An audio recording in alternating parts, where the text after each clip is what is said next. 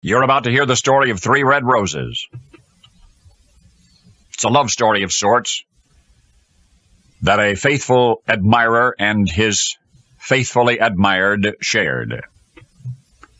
Their trysting time and place became known after a while. It's through the observations of the knowing that we have learned the rest of the story. Now, there are 5 entrances to the cemetery called Westminster Burying Ground, and all but one are locked at night. The one left open is the oldest, the gate through which caskets were carried for interment 200 years ago. It's that rear entrance which the mysterious stranger uses when he visits the graveyard in the pre-dawn dark. His arrival coincides with the stroke of no particular hour.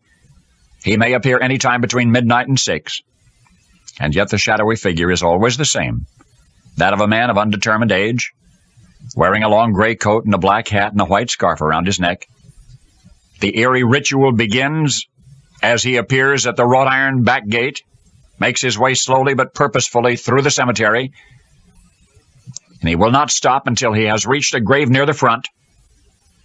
And from inside his coat, the spectral figure produces a bottle of cognac and 3 long-stemmed red roses. For long moments, the stranger stands there. Some swear they have heard him utter an affectionate toast to the occupant of that grave, though the words themselves are indefinite. The next morning, when the grave is inspected, the roses are found as they had been tenderly placed alongside the bottle of cognac, which is always half empty. If the shadowy visitor is not of this world, he's more dependable than any ghost in the history of bumps in the night. There are always a few witnesses stationed at windows in nearby Westminster Hall, always some who wait up to watch for him, to see him step from the mist. This phantasmic figure has yet to disappoint them. On the other hand, if he is a flesh and blood man, nobody has dared to guess his identity.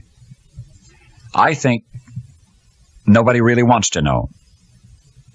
Observers say they respect his tribute, regardless of its meaning, and they respect his privacy. They would do nothing to interrupt him. Those who've actually seen it confess it's a heart-pounding experience. Last January 19, some 450 people gathered in Westminster Hall to join in that tribute. Yet only a handful stuck it out to the end, to the moment when the mysterious stranger emerged from the darkness, wearing the now familiar coat and black hat, bearing the curious cognac and roses, as he has each and every January 19 since 1949.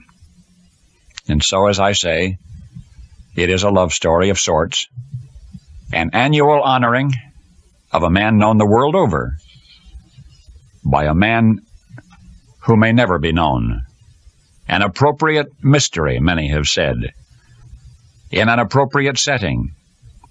For you see, the man who has returned to that gravesite every year for the past 39 years honors the birthday of the author-poet who died and was buried there in 1849 at the age of 40, died and buried with only 5 mourners in attendance, Edgar Allan Poe.